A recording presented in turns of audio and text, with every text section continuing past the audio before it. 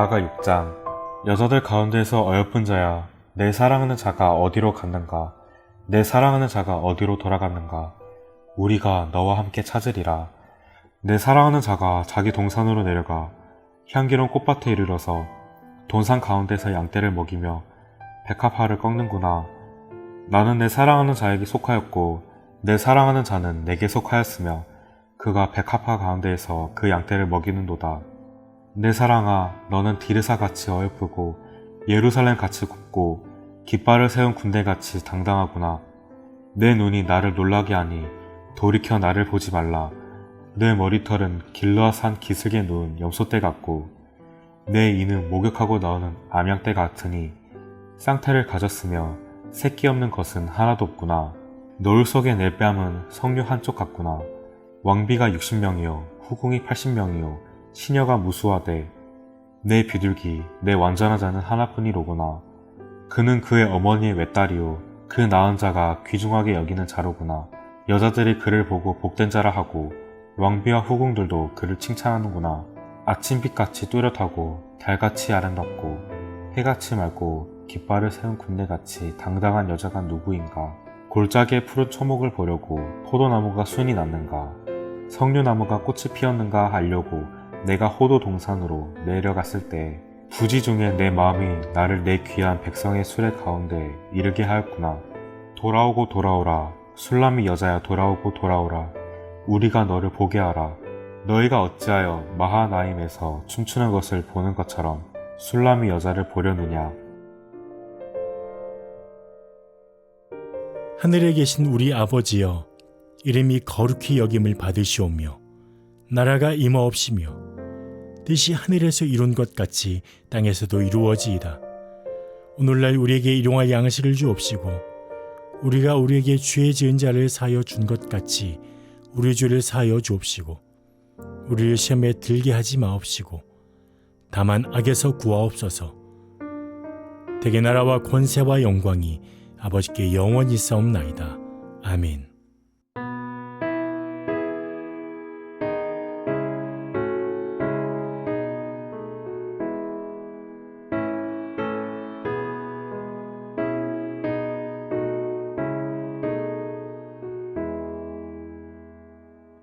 거기 너 있었는가 그때에 주님 그 십자가에 달릴 때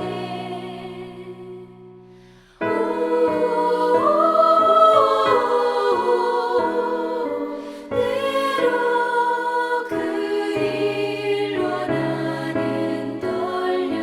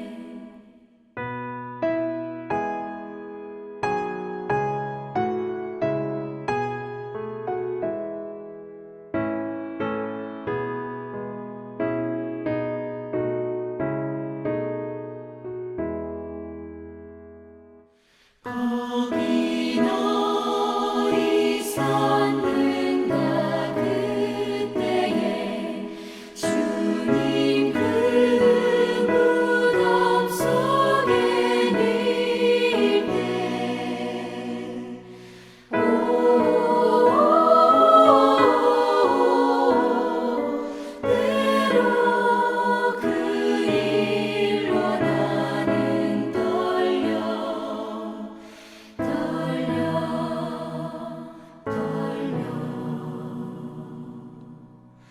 거기 너 있었는가 그때에 거기 너 있었는가 그때에 주님 그 무덤에서 나올 때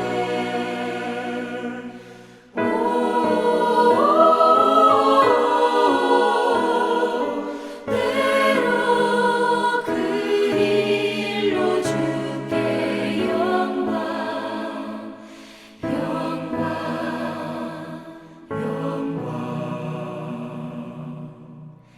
거기 너 있었는가 그때에 오늘 보신 말씀은 로마서 15장 22절부터 24절까지의 말씀입니다. 신약성경 260페이지입니다. 그러므로 또한 내가 너희에게 가려 하던 것이 여러 번 막혔더니 이제는 이 지방에 일할 곳이 없고 또 여러 해 전부터 언제든지 서바나로 갈 때에 너희에게 가기를 바라고 있었으니 이는 지나가는 길에 너희를 보고 먼저 너희와 사귐으로 얼마간 기쁨을 가진 후에 너희가 그리로 보내주기를 바람이라. 오늘 말씀을 보시면 15장의 말씀입니다. 그리고 16장으로 이어지는 말씀인데 로마서의 마지막 부분입니다. 앞장에서 일상적인 일상생활에서 신앙생활에서 취해야 될 그 실천적인 교훈들이 나오고 15장부터는 바울의 개인적인 이야기가 나옵니다. 그 내용을 쭉 보시면 22절부터 24절까지의 내용을 보시면 그 스페인에 대한 구체적인 전도 계획들을 미리 로마 교회에 말을 하고 거기 또한 가면서 로마에 들리길 원한다. 뭐 그런 내용이 나오고요. 25절부터 27절까지의 내용을 보시면 이 흉년의 어려움을 당한 그 예루살렘 교회를 돕는 일에 대해서 그 가치 있는 일에 대해서 공유하고 있고 마지막까지의 내용을 보시면 바울의 개인적인 기도 요청이 나오는 것이 이 15장의 마지막 부분의 내용입니다.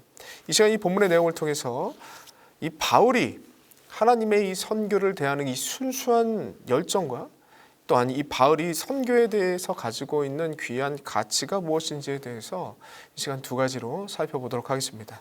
이 첫 번째로는 하나님의 선교에 있어서 세상과는 비교할 수 없는 그 기쁨이 하나님의 선교 안에 있다라는 것을 바울은 강조하고 있습니다. 오늘 본문의 24절을 한번 같이 보겠습니다. 이는 지나가는 길에 너희를 보고 먼저 너희와 사귐으로 얼마간 기쁨을 가진 후에 너희가 그리로 보내주기를 바람이라 라고 되어 있습니다. 바울은 로마 교인들과의 그 교제를 통해서 누릴 그 기쁨에 대해서 기대하고 있는 바가 오늘 본문을 통해서 나오고 있다는 것이죠. 여기서 기쁨으로 표현되고 있는 이 헬라어 단어를 보니까 엠피플렘이라는 그 단어인데 의미상으로 이렇습니다. 만족하게 하다. 이 기쁨이 어떤 만족이냐? 이 어떤 그 내용이냐? 만족스러운 기쁨을 표현하고 있는 것이죠. 이 표현이 오병이어의 기적 때도 한번 쓰이는데 저희가 하나님 주께서 베푸신 그 기적을 통해서 오병이어를 맛보고 저희가 배부른 후에라고 표현될 때 이 배부른 후에라는 표현이 엠피플렘입니다. 만족스러워서 가득 차서 만족한다라는 의미가 있다는 것이죠. 그 의미가 오늘 본문에 이 기쁨이라는 표현에 쓰이고 있는 것입니다. 기쁨으로 만족스러움, 세상과 다른 그 만족스러움의 기쁨이 이 성도의 교제 안에 있었다라고 하는 것이죠. 하나님의 선교를 하면서 같은 마음을 나누는 그 일은 세상에서 찾을 수 없는 그 기쁨을 우리에게 준다. 바울은 이 기쁨을 로마 교인들과 함께 누리길 원한다. 채워지는 것, 가득 채워지는 하나님께서 채워주시는 그 기쁨을 맛보길 원한다. 그렇게 표현하고 있는 것이죠. 하나님의 선교에 있어서는 만만치 않습니다. 바울의 고백을 통해서 여러 번 나왔죠. 특별히 고린도후서 11장을 보시면 내가 여러 번 수고하고 옥에 갇히고 매를 수없이 맞고 또 유대인에게 40번에 한 번 감한 매를 5번이나 맞고 태장으로 맞고 여러 이런 간증들이 나옵니다. 이렇게 만만치 않은 이 선교의 일정들, 생활들 가운데, 일상들 가운데 기쁨을 놓치지 않게 되는 그 아주 큰 힘이 있는데 그것이 무엇이냐? 오늘 본문에 나타나고 있다는 것이죠. 이 하나님의 사역에 동참하는 하나님의 백성들을 만나서 교제함을 통해서 얻어지고 누려지는 풍성한 기쁨이 있다라는 것을 24절에 이렇게 고백하고 있는 것입니다. 사랑하는 성도 여러분들, 우리도 바울처럼 부름받은 사람으로서 하나님의 귀하신 말씀을 붙잡고 살아가고 일상을 살아가고 또한 선교에 동참하는 사람들로서 때로는 어려움과 힘듦이 찾아올 때도 있습니다. 그리고 낙심할 때도 있을 것입니다.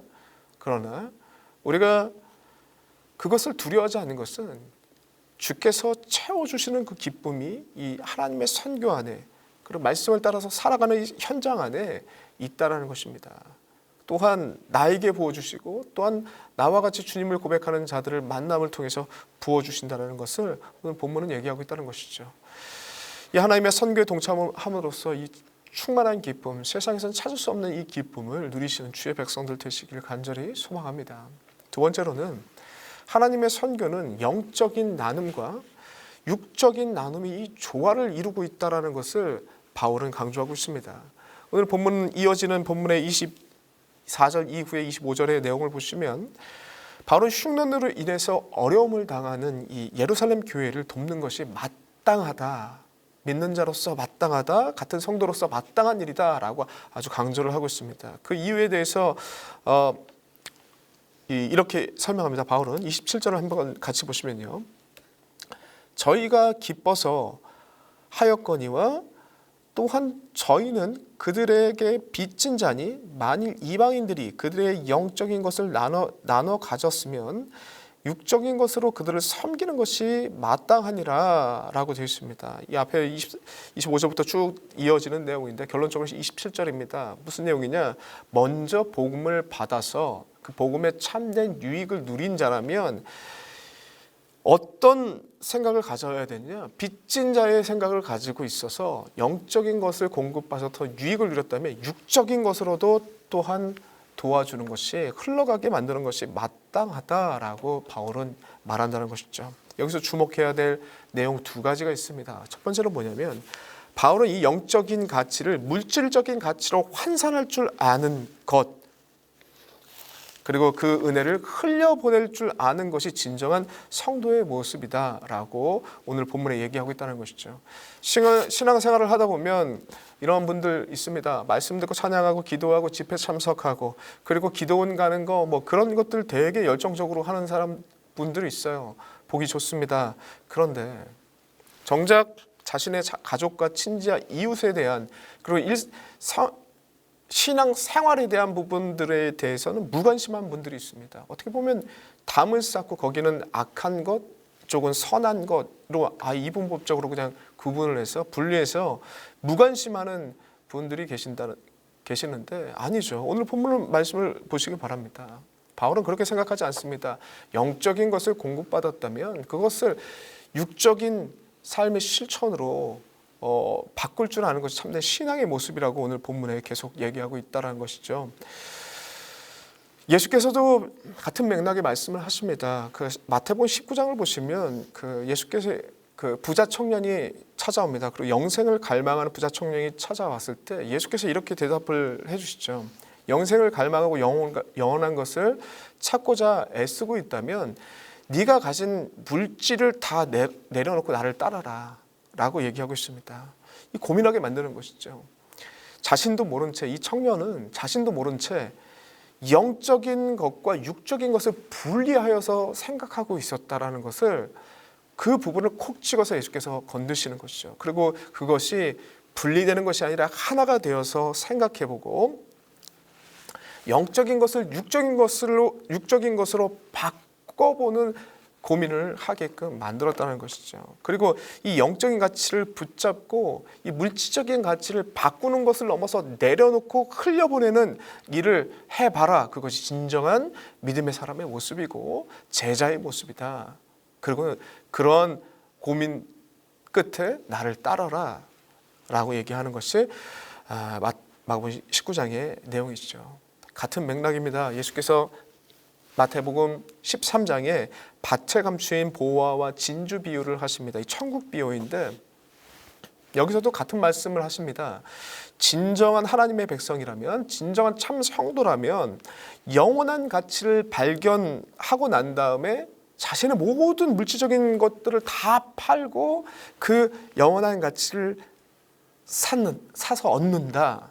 이것이 참된 하나님의 백성의 모습이자 천국의 모습이다 라고 말씀합니다. 같은 맥락이죠. 영적인 가치를 물질적인 가치로 환산할 줄 아는 그 지혜를 가진 자들이 하나님의 백성들이고, 환산하는 것을 넘어서 그것을 내려놓을 줄 알고 흘려보낼 줄 아는 것이 주님의 백성이다라는 것을 주께서도 계속 반복해서 말씀하신다는 것입니다. 그러므로 영적인 가치를 물질적인 가치로 환산할 줄 아는 것이 참된 하나님의 백성들의 지혜입니다. 그것을 또한 그 환산을 넘어서 그것을 흘려보낼 줄 아는 것이 진정한 성도의 모습이라는 것을 주께서는 말씀하고 있습니다. 그리고 마지막 두 번째로는 먼저 이 복음의 영적인 유익을 누린 자들, 이 오늘 본문의 표현으로 뭐라고 되어 있냐면 복음의 빚진 자들이라고 표현되고 있습니다. 이 바울은 이 복음의 빚진 자 의식을 가져야 된다는 것을 매우 강조합니다. 우리는 흔히 이 복음 하면 값없이 누구에게나 거저주기 때문에 공짜다, 무료다, 이거 내 거다라고 착각하는 경우들이 너무나도 많은데, 너무나도 자연스럽게 착각하는데 그게 아니죠. 바울은 오늘 본문을 통해서 영적인 유익을 누리고 있다면 빚진 자라고 얘기합니다. 공짜가 아니라는 얘기입니다. 무료가 아니라는 거죠. 빚진 자, 27절에 빚진 자로 표현하고 있는데 오페일로라는 이 헬라어 단어는 뭐냐면 뭐뭐 할 의무를 지니고 있다라는 의미를 갖고 있어요. 분명한 어떤 의무를 가진 겁니다. 공짜가 아니라는 거죠.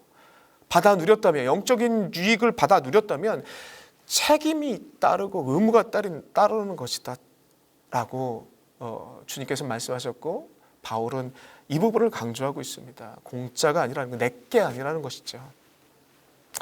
예수께서 흩어진 제자들을 찾아가서 복음 전파의 사명을 다시금 맡기실 때를 보면 동일한 예수님의 그 말씀이 나옵니다. 부활한 예수께서 두려움과 죄책감에 빠진 제자들을 찾아가셔서 다시 복음의 열정을 막 불러일으키게 하시는데, 그때 하신 일이 두 가지죠. 첫 번째로는 그들의 죄책감을 없애줍니다. 죄책감을 눌려있던 그 죄책감에서 벗어나게 해주시고, 또 한 가지 뭐냐면 사랑의 빚진 자 의식을 가지게 만드는 거죠. 대표적인 예가 베드로입니다. 예수께서 베드로 3번 부인한 베드로를 찾아가셔가지고 예수께서 물어보신 게 무엇입니까? 3번 반복해서 사랑을 확인하죠. 그래서 죄책감을 없애주시고 사랑을 확인하시고 사랑의 빚진 자 의식을 가지게 만든 다음에 죽기까지 헌신하게 자발적인 동기로 뛸 수 있게 그렇게 만들어주시는 것이 주님의 모습이었다는 것입니다. 같은 말씀입니다. 오늘 본문의 말씀. 복음의 말씀, 영적인 유의, 그것은 공짜가 아닙니다. 사랑의 빚진 자 의식을 가져야 된다는 것이죠. 빚진 자 의식을 가질 때에 내 것이 아니구나, 하나님께서 전적인 은혜를 우리에게 공급해 주신 것이구나, 그리고 하나님께서 전적인 은혜를 우리에게 공급해 주신 이 은혜는 흘러가게끔 만들기 위해서, 하나님의 복음의 사역을 감당하게끔 하기 위해서 우리에게 주신 거구나 라는 것을 깨닫게 하시길 원한다는 것이죠. 이것이 무너지면 무례한 기독교인들이 되는 것입니다. 이상한 오늘날의 선민의식을 가지고 주님의 복을 모르는 자들에게 무례하게 행하는 그런 일들이 펼쳐지는 것이죠. 사랑의 빚진 자, 주님께서 원하시는 것이 바울사도가 얘기하고 있는 바입니다. 우리는 사랑의 빚진 자입니다. 복음을 누린 자로서, 먼저 누린 자로서, 유익을 먼저 누린 자로서 이건 공짜가 아니고 모모할 의무가 있다는 거죠. 이제는 주님의 마음으로 세상을 섬기며 주변을 섬기고 가족들을 섬기는 사랑의 빚진 자로서 그의 역할과 일들을 감당해 나가시는 주의 백성들 되시기를 간절히 소망합니다. 영적인 가치를 물질적인 가치로 환산할 줄 아는 것이 지혜입니다. 그것이 흘러가게끔 만드는 것이 하나님의 사역입니다. 또한 오늘의 본문의 말씀대로 세상과 그 가운데 하나님의 귀하신 뜻들을 감당할 때 이 세상에서는 감당할 수 없고 비교할 수 없는 기쁨을 누리게 된다는 것이 오늘의 본문의 말씀이라는 것을 잊지 마시고 말씀대로 살아가시며 영적 유익을 누리시는 주의 백성들 되시길 간절히 소망합니다. 기도하겠습니다. 하나님 너무나도 감사합니다. 참된 복음을 받아 누린 자로서 너무나도 공짜인 양, 그 내 거인 양 살아갔던 우리의 인생들을 다시 한번 돌이키고 주께서 주시는 은혜의 이유, 그리고 주께서 주시는 그 먼저 은혜를 누리게 한 목적 하는 분명히 알게 하여 주시옵시고 복음의 빚진 자로서 사랑의 동기를 품고 자발적으로 주님을 향하여 나아갈 수 있도록 주님 우리를 이끌어 주시옵소서. 그 가운데 주님을 만나고 세상에서 비교할 수 없는 기쁨과 유익을 누리는 주의 백성들 될 수 있도록 인도하여 주시옵소서. 감사드렸고 예수님의 이름으로 기도드리옵나이다. 아멘.